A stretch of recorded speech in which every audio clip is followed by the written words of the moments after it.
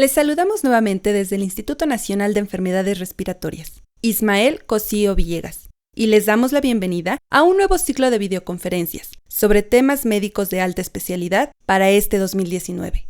Tendremos como invitados a diferentes expertos con temas de mucho interés. Les recordamos que nos pueden hacer llegar sus dudas, sugerencias y comentarios vía correo electrónico a través de la cuenta canaliner@hotmail.com. El día de hoy contamos con la presencia del Dr. Francisco Soberanes Velarde, director de desarrollo del Sistema Nacional de Certificación de Establecimientos de Atención Médica. Cuenta con una amplia experiencia en el tema que hoy abordaremos: el modelo de seguridad del paciente del Consejo de Salubridad General, evolución, actualidades y vinculación con el trabajo social. A continuación, le cedemos la palabra. Vamos a hablar del modelo de seguridad del paciente del Consejo de Salubridad General, la evolución, actualidades y la vinculación que tiene con el trabajo social, pero desde un enfoque interdisciplinario, porque veo aquí muchos médicos y me gusta porque es un reto hablar ante médicos y ante trabajo social, porque el paradigma actual en salud es que los médicos hacemos nuestro trabajo y lo hacemos muy bien, y el personal de enfermería lo hace y lo hace muy bien, y el personal de trabajo social lo hace y lo hace muy bien. El gran problema es la comunicación. No me dejarán mentir. Primero voy a hablar un poco hacia los médicos. Uno, en la carrera no le enseñan, y es la verdad, no hay una currícula en medicina en el país que nos enseñe a trabajar en equipo. Nos enseñan que debemos de ser perfectos, nos enseñan que debemos atender a los pacientes y que somos los que los salvamos, y nos enseñan que quien se para a hablar aquí de cosas como calidad y seguridad del paciente es un médico pues que no quiso atender pacientes y que entonces habla desde una trinchera que es muy cómoda. Puede ser cierto. Quienes hacen la diferencia son las personas que atienden a los pacientes. Siempre lo digo en cada conferencia. No soy yo ni las personas que estamos en el Consejo de Salubridad General. Son las personas que están en el día a día matándose por los pacientes quienes hacen realmente el cambio. Pero quienes hacen también el cambio son las personas de enfermería y de trabajo social. Y mientras no tengamos una comunicación entre todos, no vamos a poder hacer mucho por el país. Y entonces vamos a seguir trabajando en el día a día, viendo cómo quejándonos, porque es más fácil quejarse que hacer algo, quejándonos de que en el día a día estamos trabajando y haciendo mucho y que no se ven resultados. Entonces, como primera invitación, me gustaría que reflexionáramos un poco de cómo nuestro trabajo puede impactar en el trabajo de los demás, de cómo eso que hacemos, ya sea poniendo sondas o no poniendo sondas, educando al paciente o no educando, puede impactar realmente en el proceso de atención. Y entonces les voy a hablar en 4 puntos sobre generalidades del Consejo de Salubridad General. Es muy importante hablar primero de quiénes somos, la evolución del modelo de seguridad del paciente de este consejo, la vinculación que tiene con el trabajo social, y finalmente me gustaría dar algunas conclusiones, y si tienen alguna pregunta, con todo gusto estoy para respondérselas. Y entonces, primero vamos a hablar del Consejo de Salubridad General.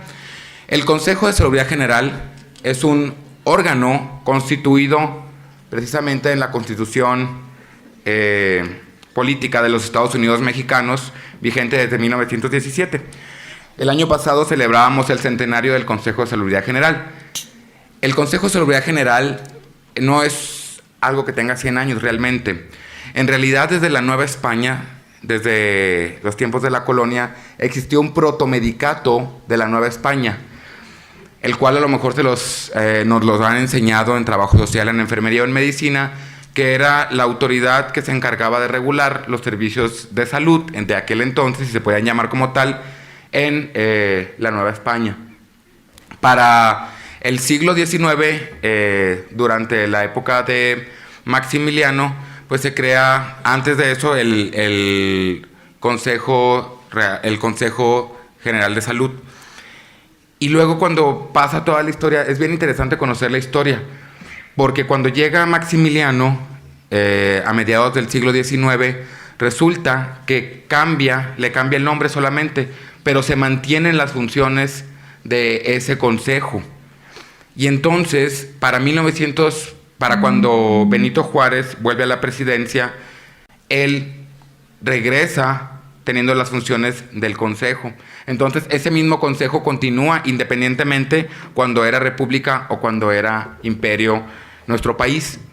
Y para 1917 se crea como tal, se establece como tal en la Constitución que el Consejo de Seguridad General dependerá directamente del presidente de la República sin intervención ninguna de Secretaría de Estado, y sus disposiciones serán generales y obligatorias en todo el país. Eso es bien interesante porque en cualquiera que sea nuestro ámbito de la salud, esto generalmente no lo conocen. Y seguramente muchos de ustedes estarán preguntando, ¿qué es el Consejo de Salubridad General? Pues el Consejo de Salubridad General no es ni más ni menos que como institución, la primera institución de salud del país. Como autoridad es la segunda, porque la primera autoridad sanitaria en el país es el presidente de la República.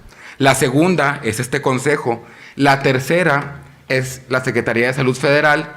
Y finalmente, la cuarta autoridad son la Secretaría de Salud desconcentradas desde 1983 de cada estado.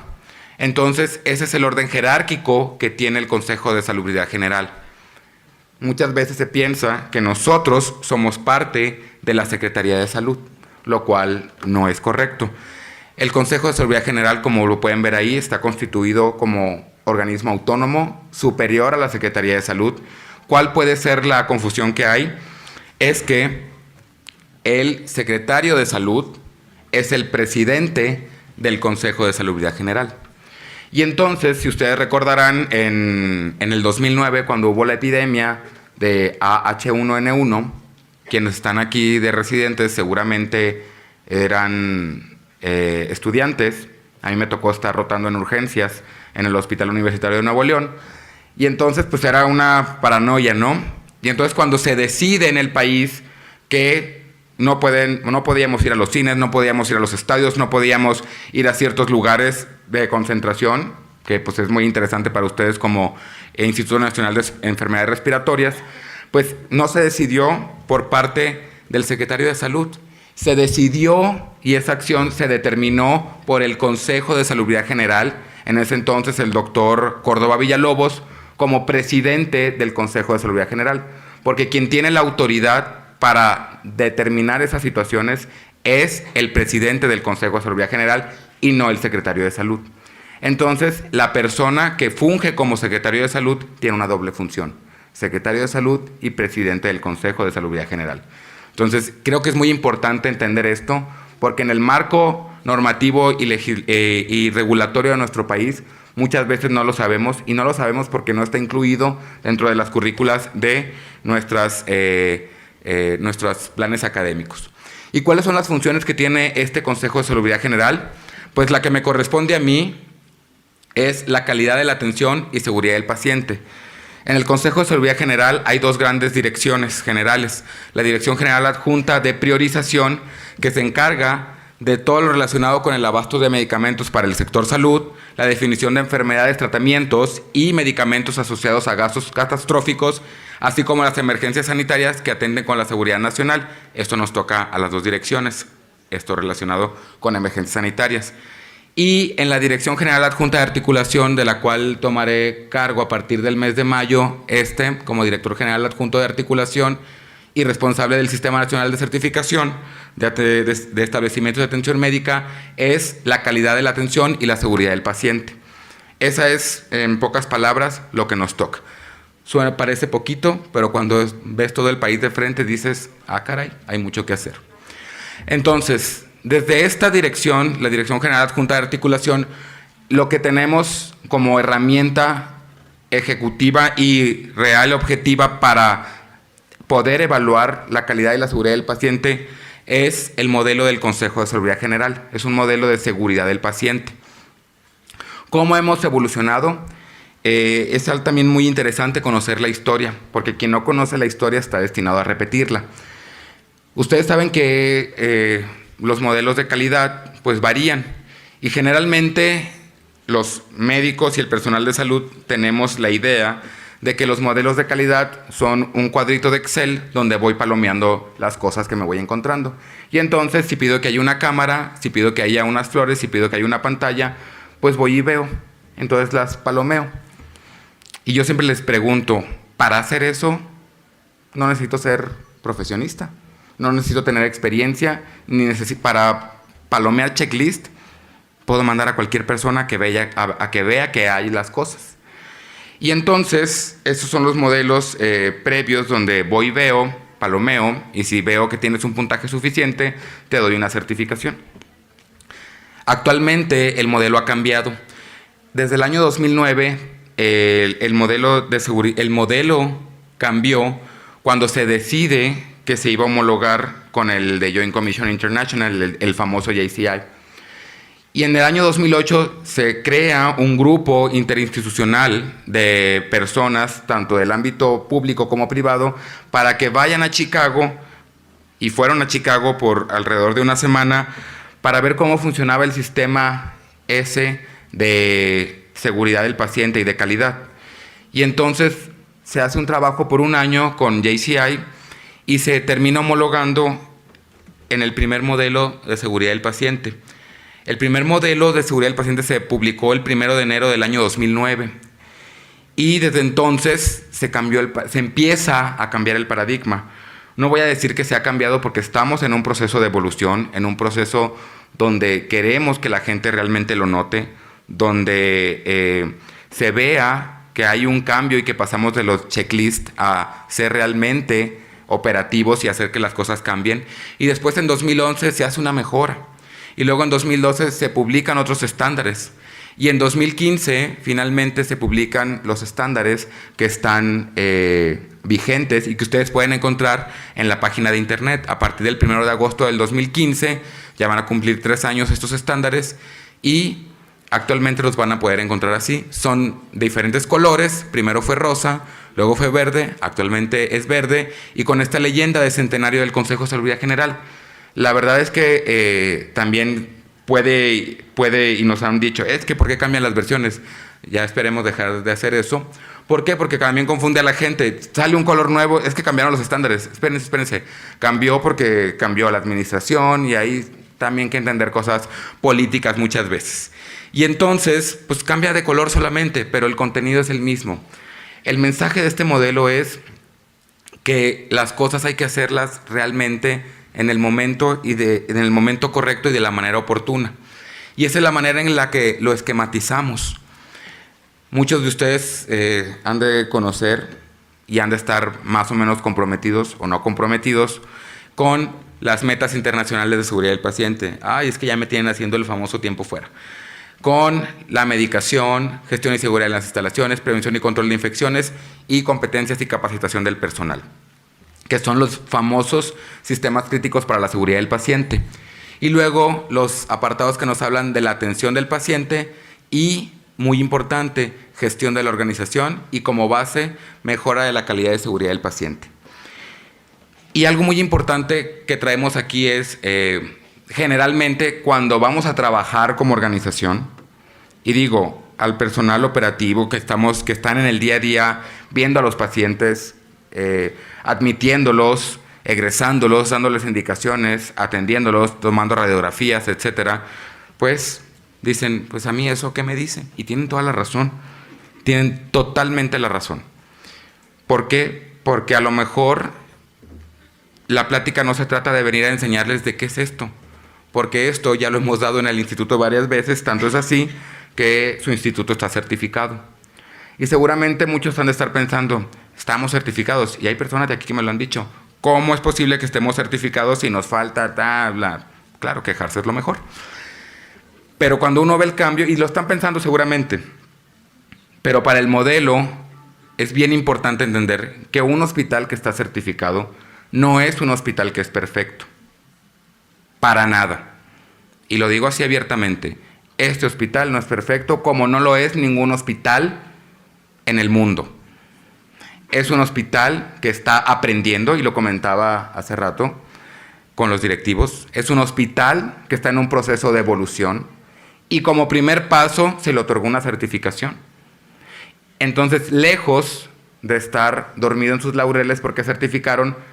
Al contrario, es un hospital que debe de estar mucho más comprometido, porque desde nuestra trinchera como Consejo de Seguridad General tienen la obligación, porque están certificados, de continuar y de mejorar. Y entonces todo eso que ven, que les falta, que no tienen, que no se hace, pues algún día se hará. Pero entonces no podemos avanzar si siempre estamos con la idea de que no hay, no se puede. ¿Por qué? Porque el día que hay y no tenemos la actitud, no importa que haya. Porque podemos tener todo y tener la peor actitud y no va a haber. Pero cuando vamos a organizaciones donde no tienen y tienen la actitud, van a ver que sí se puede. Entonces lo que evalúa el modelo es que haya procesos definidos, implementados, y que haya un cambio de cultura. Y ese cambio de cultura no se logra si no es con la actitud de las personas. Entonces, por más checklist que haya, puede haber todo y finalmente no va a mejorar nada. También es bien importante señalar que para las personas más jóvenes, ya en el día a día les es normal realizar actividades como las metas internacionales de seguridad del paciente. También alguna vez alguien me comentó de este instituto. Yo le pregunté, oye, ¿y sí? Porque estábamos haciendo unos talleres aquí y yo le pregunté, oye, ¿y sí hacen el tiempo fuera y el marcaje y, o sea, todo el protocolo universal para cirugía segura? Y entonces yo sentí que se ofendió, porque me dijo, ¿cómo se te ocurre que no lo voy a hacer? Es la primera vez que un residente me contestó eso. ¿Cómo se te ocurre que no lo voy a hacer? O sea, ¿por qué me estás preguntando eso? Sería como preguntarme, casi, sentí yo, que llega un paciente y no le hago historia clínica o no le hago una anamnesis. Pues sería imposible no hacérselo, o sea, ¿cómo lo voy a tratar? Entonces, cuando yo pregunté eso y me responden eso, yo dije, algo estamos haciendo bien, que se está empezando a ver un cambio en las nuevas generaciones. Y entonces ya quiere decir que ya lo ven como algo normal. Pero también es importante hacerles ver que eso que están haciendo normal no era tan normal hace unos años.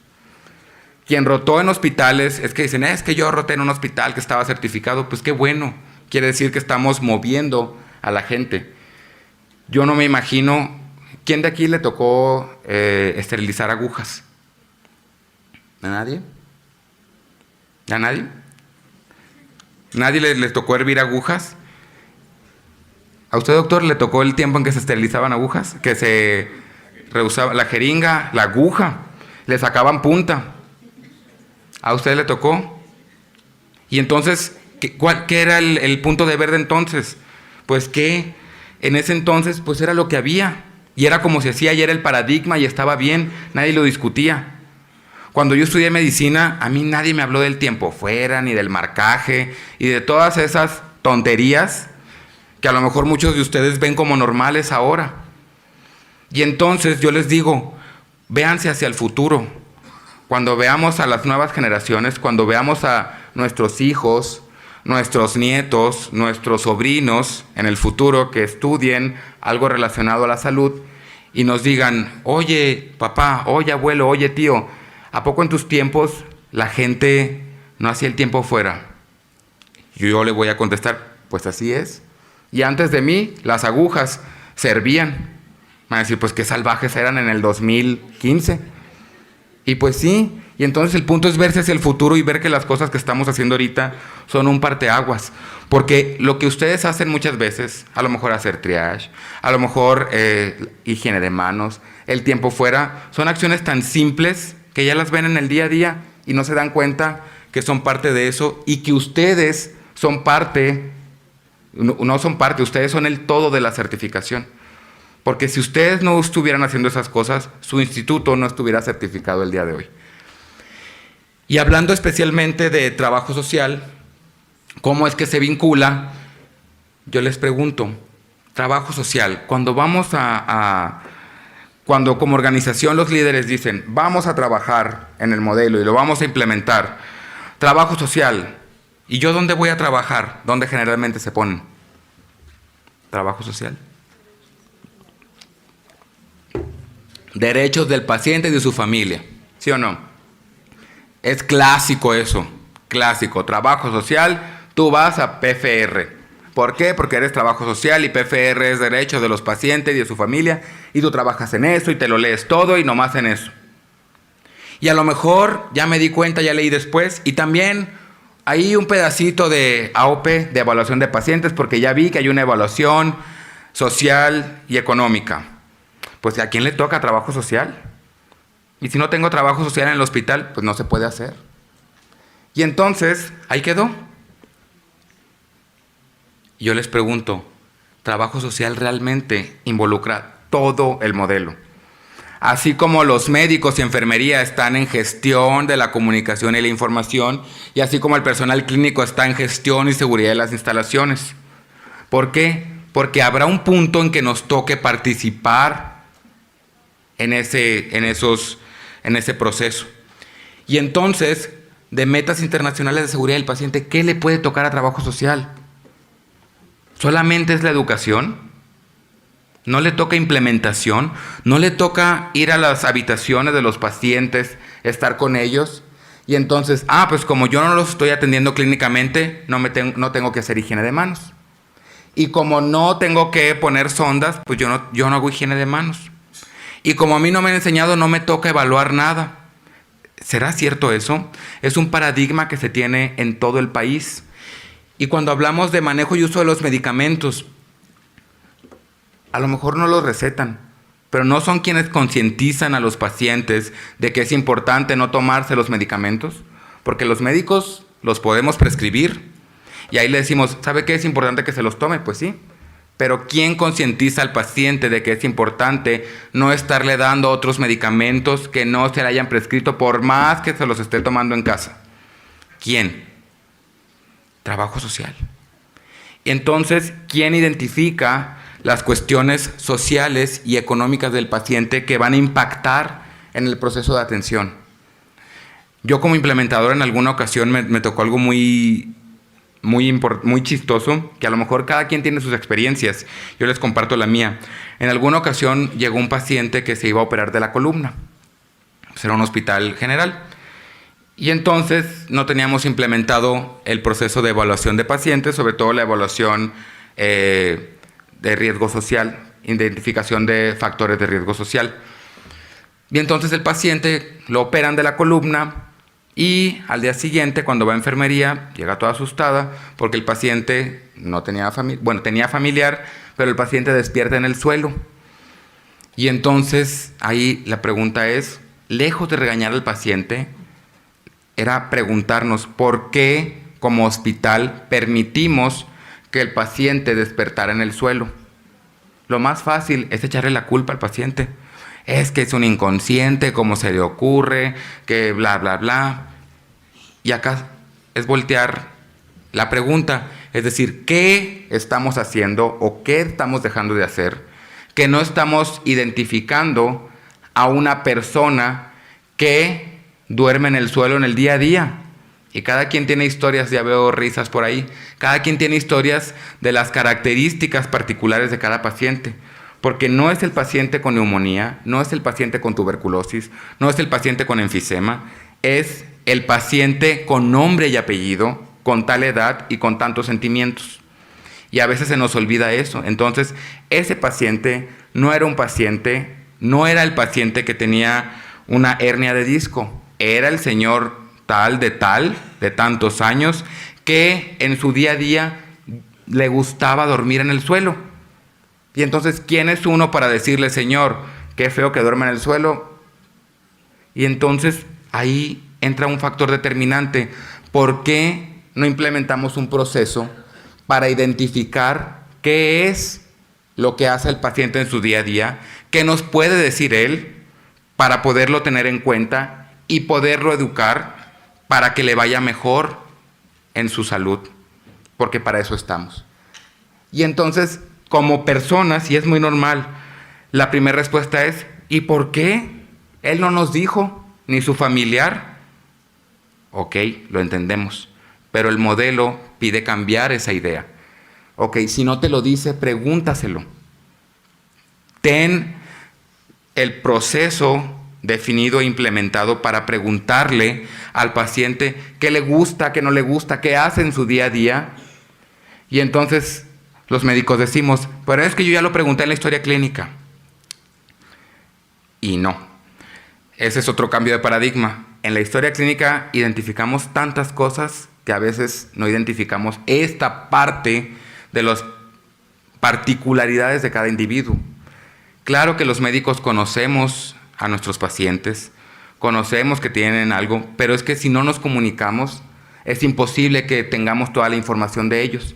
Y entonces, ¿qué les parece si Trabajo Social viene y nos dice, oiga, doctor, fíjese que esta persona le gusta dormir en el suelo? ¿Qué vamos a decir? Ay, a mí qué me importa. Y cuando aparece en el suelo, pues, ay, señor, no veo, ya ve, ¿y por qué no hizo algo usted, trabajadora social? ¿Por qué no hizo algo usted, enfermero o enfermera? ¿Por qué? Porque no nos comunicamos.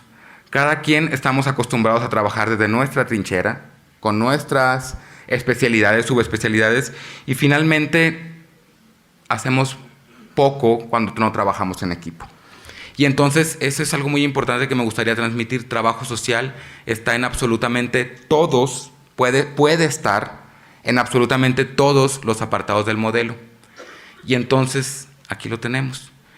En medicación, en prevención y control de infecciones.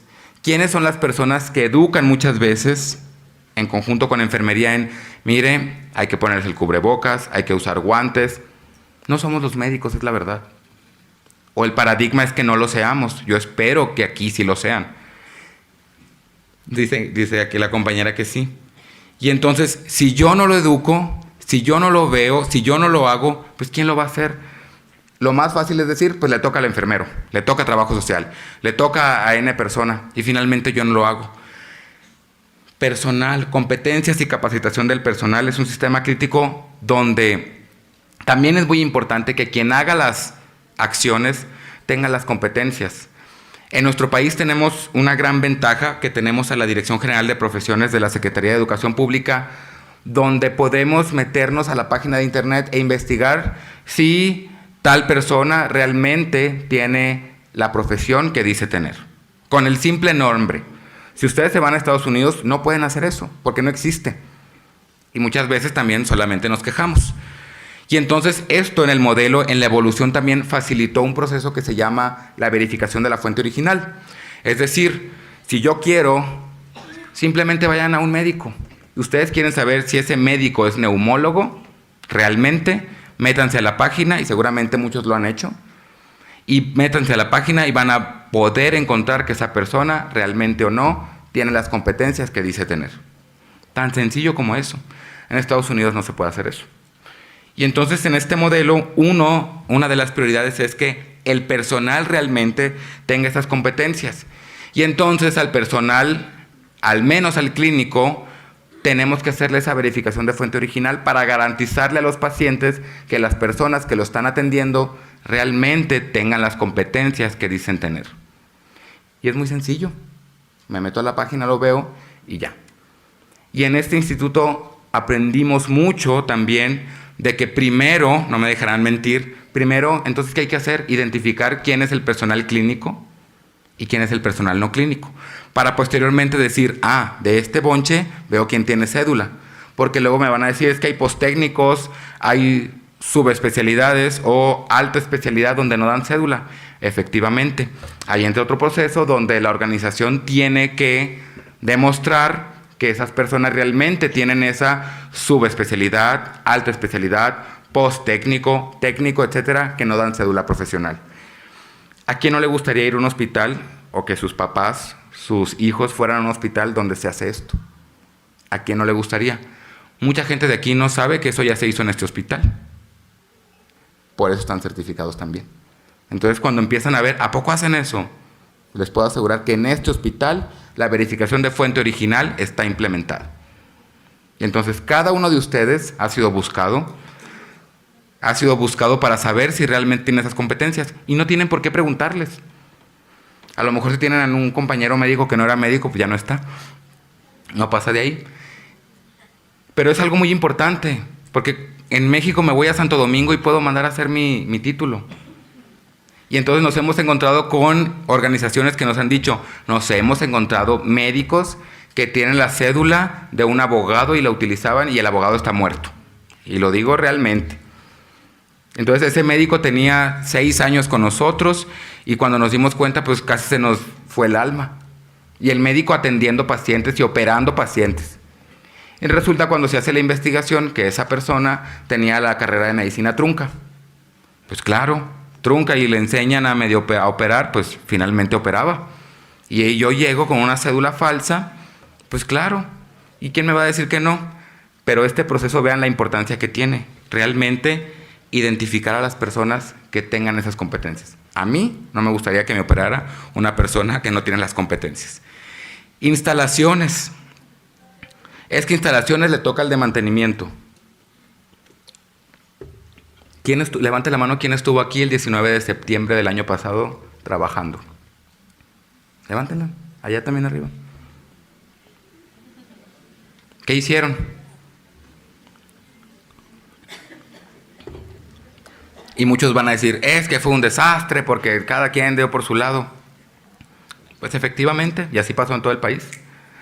Pero al menos se controla la respuesta. Si aquí pasara, si hubiera un incendio acá, ¿qué haríamos? Pues evacuar, van a decir. Pero es muy distinto evacuar a lo loco a evacuar con algún conocimiento. ¿Sí o no? Y entonces decimos, es que no se hace bien porque el 19 de septiembre seguramente no actuamos bien, pudimos haberlo hecho mejor. Efectivamente.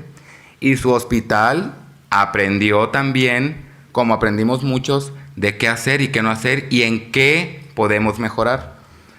Seguramente habían hecho el simulacro de las 11 de la mañana y todos bien felices porque a mí me tocó, estaba en una clínica de Secretaría de Marina dando un curso y cuando sonó la alarma, primero para el simulacro, pues bien feliz uno, hasta risa y jajaja y no nos vaya a tocar, ¿no?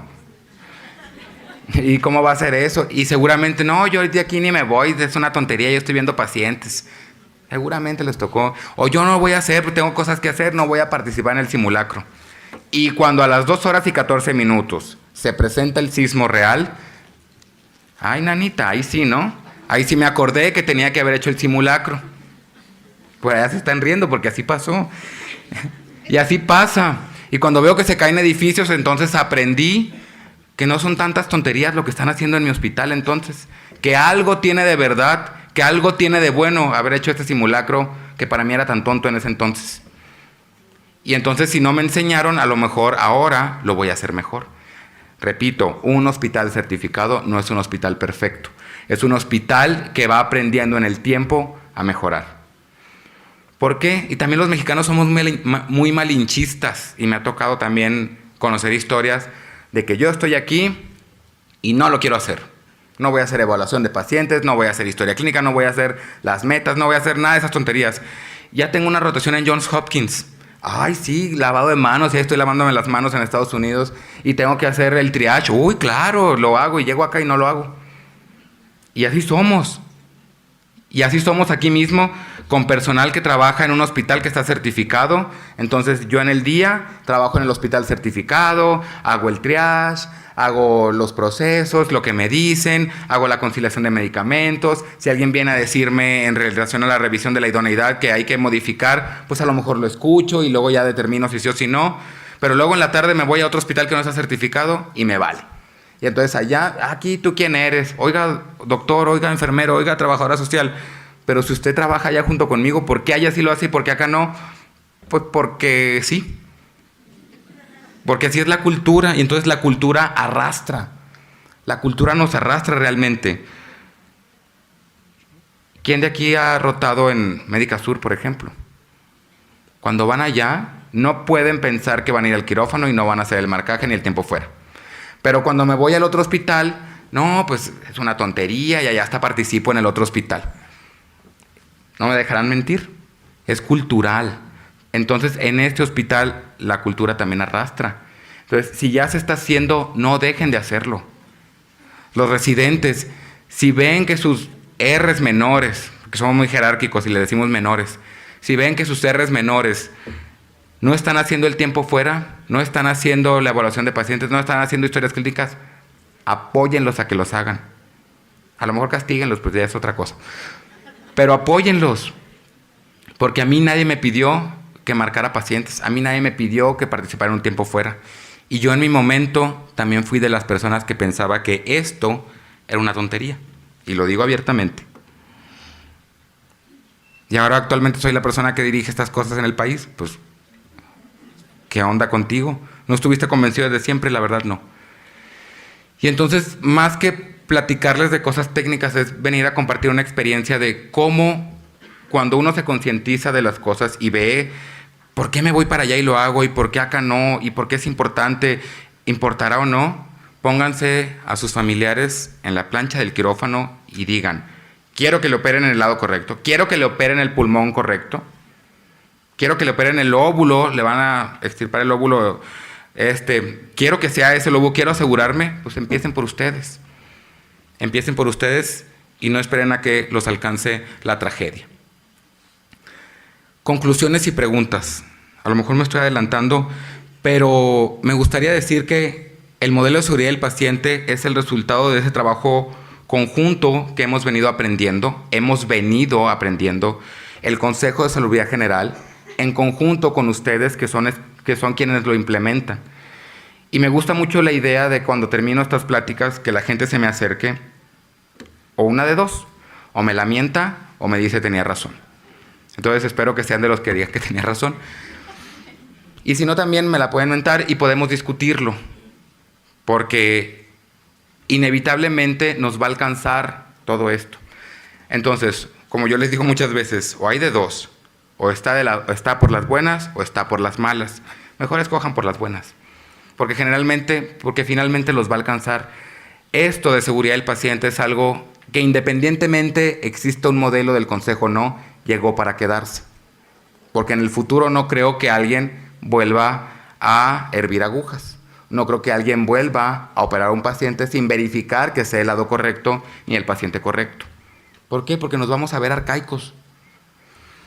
Y entonces, cada organización define quién y cómo va a realizar los procesos. Sobre todo los hospitales privados no tienen trabajo social, no me dejarán mentir. Y no sé por qué, porque no quieren pagar a lo mejor, ¿verdad? Pero es tan importante el trabajo que hace el trabajador social, la trabajadora social, porque también es importante dejar de decir la trabajadora social, porque hay compañeros y compañeras, trabajadores, trabajadoras sociales, como enfermeros o enfermeras. O sea, no es el día de la trabajadora social, es el día del trabajador, trabajadora social. Hay que ser incluyentes, ¿verdad? Y entonces, el personal de trabajo social tiene una función muy importante y no hay que excluirla de los procesos de seguridad del paciente, porque son las personas, y no me dejarán mentir, lo repito, que pueden y que identifican situaciones particulares de cada paciente que impactan realmente en cómo le va a ir a un paciente, en cómo se mantiene la salud, en cómo se mejora y cómo se previene la enfermedad. Porque, repito, el personal de salud somos muy comodinos. Que lo haga trabajo social. ¿Y qué hizo? Pues ya no sé. Entonces, cada hospital define qué hace cada quien, pero es bien importante tener como primicia al trabajo social, así como se tiene al personal médico y al personal de enfermería, al personal químico, al personal de nutrición, etc. Trabajo social es un gran aliado para la implementación del modelo y, por lo tanto, del desarrollo de una cultura de seguridad del paciente. Lo repito, el ejemplo arrastra. Entonces, permitamos que arrastre todo aquello que sea bueno y vamos dejando todo aquello que vaya quedando en el pasado. Muchas gracias por esta invitación. Ha sido un honor para mí estar con ustedes y felicidades por su certificación. Instituto Nacional de Enfermedades Respiratorias, Ismael Cosío Villegas. Felicidades, chicos, a todos. Felicidades a todo el personal.